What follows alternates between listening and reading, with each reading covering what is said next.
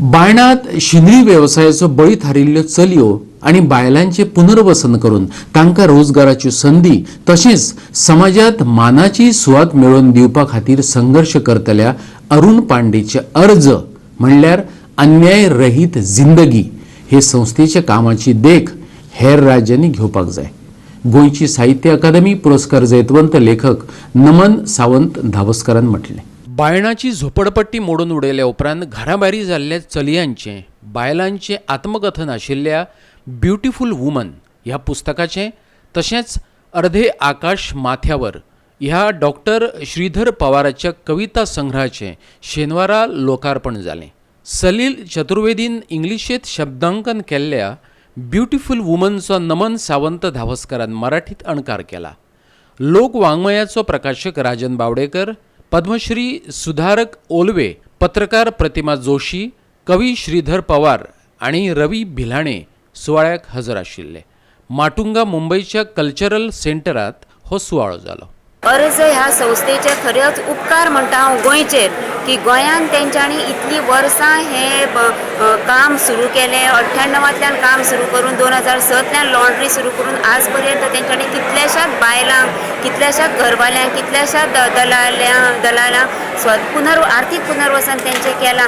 आनी अरुण पांडेंचें खास करून म्हाका वैशिश्ट्य दिसता की एका दादल्याक म्हणटात तें वेश्यावस्तीन काम करप सामाजीक खूब कठीण आणि तेंच्यांनी इतके तटस्थपणान हें काम केलां। खरेंच तांकां सॅल्यूट म्हणपाचो।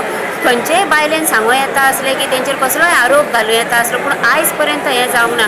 आनी सामाजीक कार्यकर्त्याचेर एकूच अलंकार आसता, तो म्हणजे तेचो कॅरेक्टर।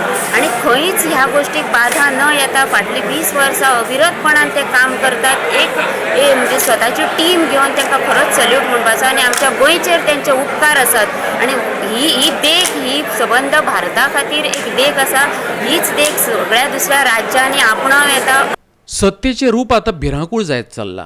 घुवळी वखदांच्या व्यवहारापासून ते चलयांचे तस्करे मेरेन अनैतिक गजालींक थळाव्या राजकारण्यांचो आशीर्वाद असता। हे व्यवस्थेच्या विरोधात सगळ्यांनीच उबे रावपाची गरज उप्रासल्या अशें प्रतिमा जोशीन सांगले। पळयात। सत्तेचं रूप आता एवढं विकराळ व्हायला लागलेलं आहे की त्यातून छोट्या मुली माणसं कोणी सुटत नाही। अंमली पदार्थांची तस्करी आहे, तसं मानवी तस्करी पण आहे। ह्या सगळ्यांना कुठेतरी सपोर्ट आहे तेव्हा हे सगळं चालतं।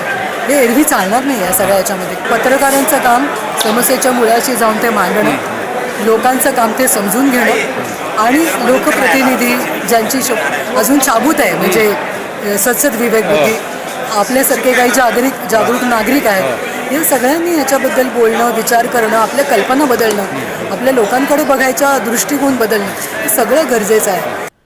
कार्यावळीचे निमणेकडेन परिवर्तनवादी वावुरप्यांनी इरादे कर बुलंद हे गीत सादर केले।